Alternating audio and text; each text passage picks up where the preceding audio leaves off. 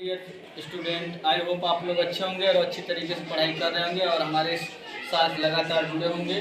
तो हम जानेंगे इस वीडियो में क्लास 11th का मैथमेटिक्स का प्रश्नावली 9.2। आइए इस क्वेश्चन में जानते हैं इसमें क्या दिया हुआ है कि दो समांतर श्रेणियां दिया है और बोला है उन दोनों समांतर श्रेणियों के n पदों के योगफलों का अनुपात है 5n + 4/9n + 6। तो हमें बताना है कि उन दोनों समांतर श्रेणियों के 18वें पदों का अनुपात क्या होगा। यदि इनके n पदों का योगफल का अनुपात इतना है तो 18वें पदों के योगफल का अनुपात क्या होगा, अरे 18वें पदों का अनुपात क्या होगा। तो हमें इसका ना तो प्रथम पद मालूम है, ना समांतर सार्वधातुक मालूम है।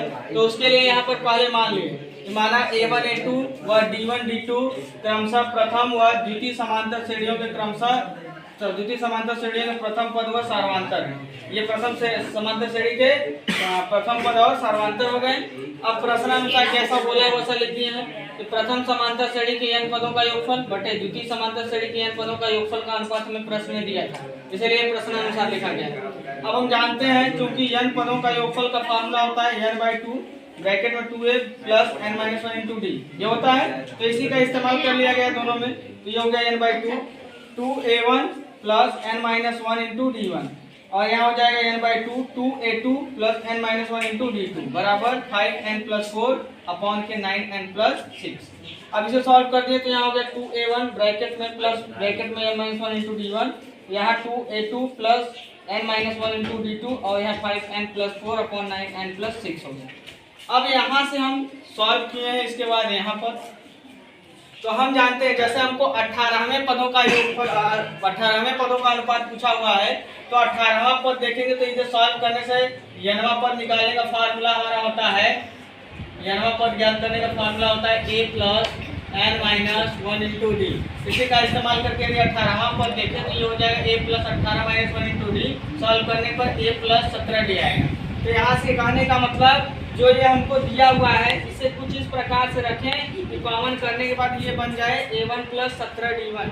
तो n का मान यदि हम 35 रखते हैं, दो कॉमन करेंगे 17 दूनी 34 होता है, यानी यहाँ पर 17 बनाना है तो 17 दूनी 34 n - 1 का मान बना, जैसे कि n - 1 का मान हमको बना लेना है कितना 18, ये बना ले तो हमारा काम हो जाएगा।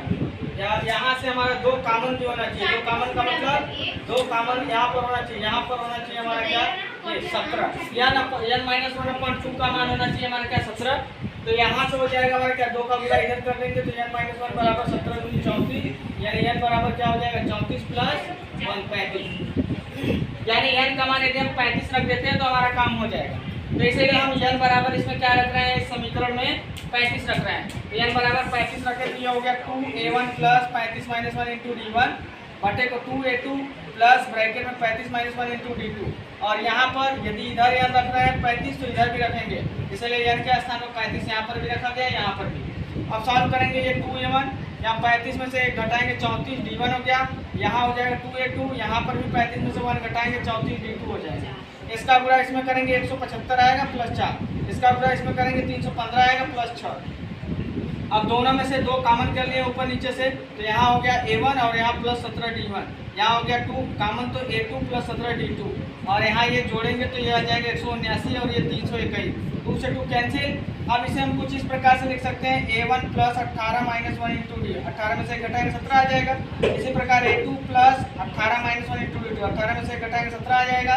अब यहाँ से देखा जाए तो 18वां पद निकालेंगे तो ये + 18 - 1 आया था ना, यानी ये प्रथम समांतर श्रेणी का 18वां पद हो गया, ये द्वितीय समांतर श्रेणी का 18वां पद हो गया। तो दोनों समांतर श्रेणियों के 18वें पदों का अनुपात कितना आ गया 179/179 संबंध 321, ये हमें बताना था।